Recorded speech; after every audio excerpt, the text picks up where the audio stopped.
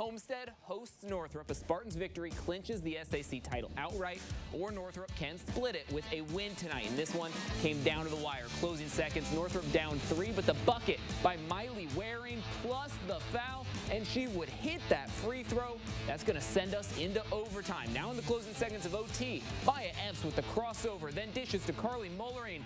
We are tied once again. No time to relax, though. Northrop throws up the half-court heave, but it is off the backboard, and to double overtime we go. Northrop now leads by 2. In double overtime, Gabby Helsum almost loses it, but finds Mullering down low again. Let's go to triple OT. Why not? Homestead now down 1 off the inbounds, and it's Mullering to Helsum for the layup, and the Spartans take the lead. It all comes down to this last defensive stand. So now the drive into the paint. Northrop has a look, but Maya Epps is there to reject it. The next shot is no good, and Homestead holds on to win in triple overtime. An emotional, conference-clinching senior night victory. Well, it was absolutely insane. Northrop is a great team. Kayla and Swin are both great basketball players, but it was great to just get the win with my girls, and we stayed locked in throughout the whole game, so it was great.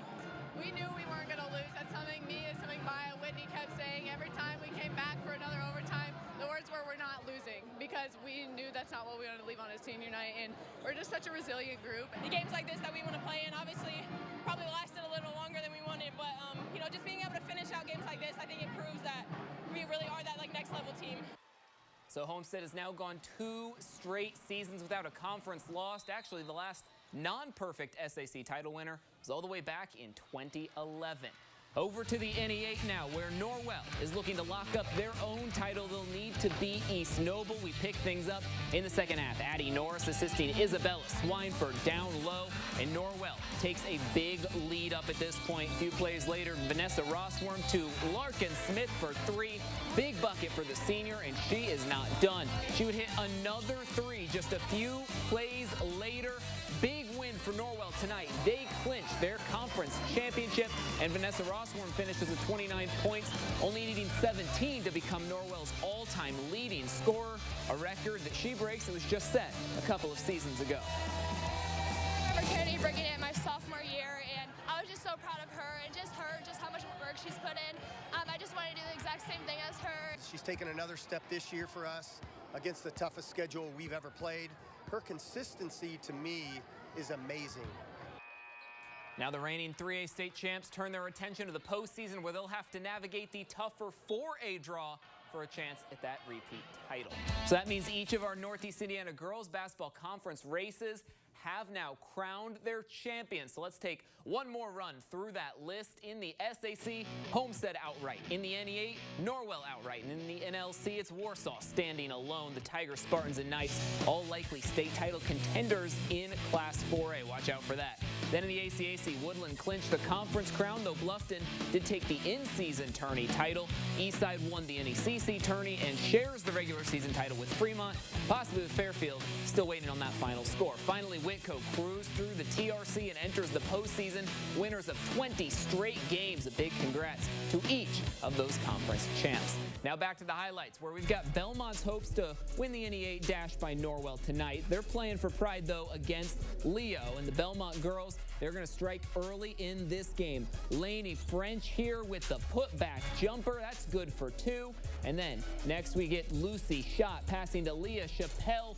She looks for the opening, throws that one up, and that is good for 3. This was a game of defense, though, is Annalie Kruckenberg to Marianne Blakey. Blakey muscles her way in, and she gets away with 2 of her 18 points on the night. The Belmont ladies tame the Lions in this one. They go on to win it 54-33. Snyder was also playing for a share of their title at this point, though Homestead's result did end Snyder's hopes. But the Panthers still brought their A-game against the Carroll Chargers. Snyder defense tough, and Janiah Cooper grabs the loose ball, takes it all the way through the layup. Snyder leads by 12 at this point.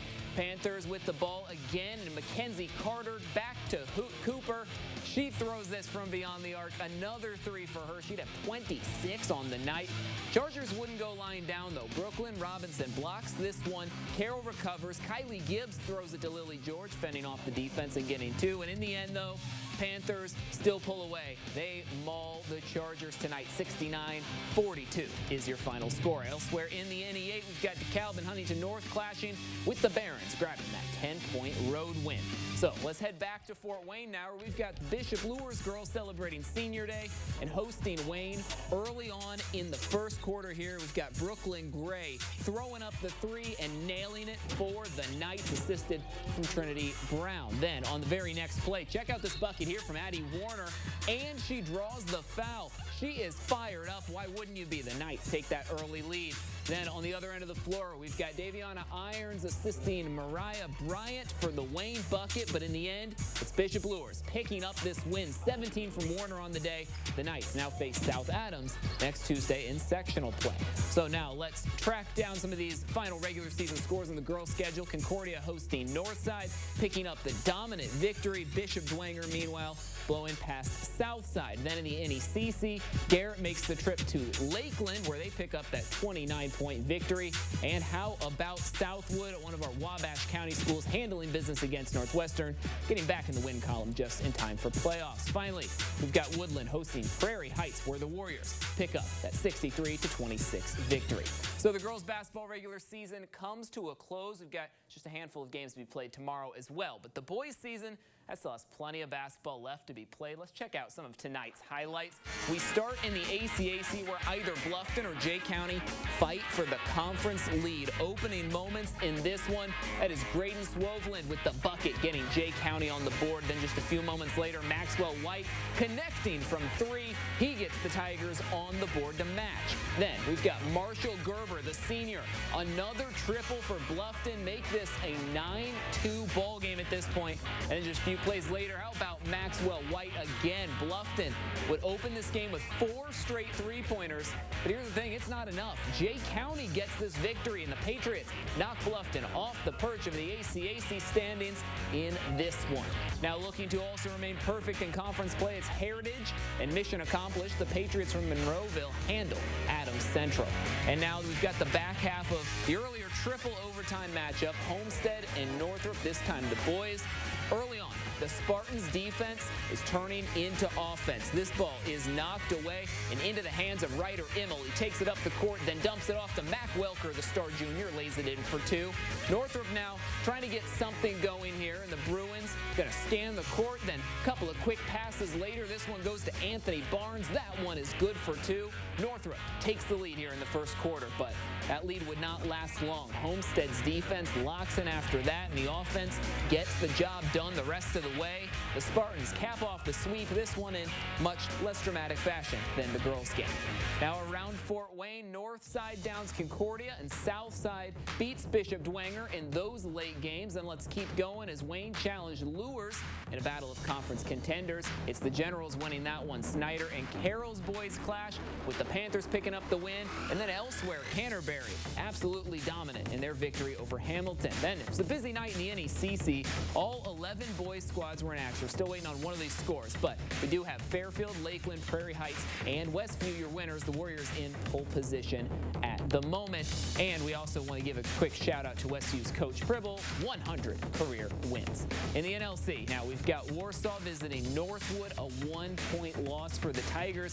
Then Concord and Wawasee go to OT, where Concord comes out on top. And finally to the TRC, Whitco's boys hosted Peru, and what a game that was. We talked about triple overtimes. This one goes to 4 before Whitco wins it.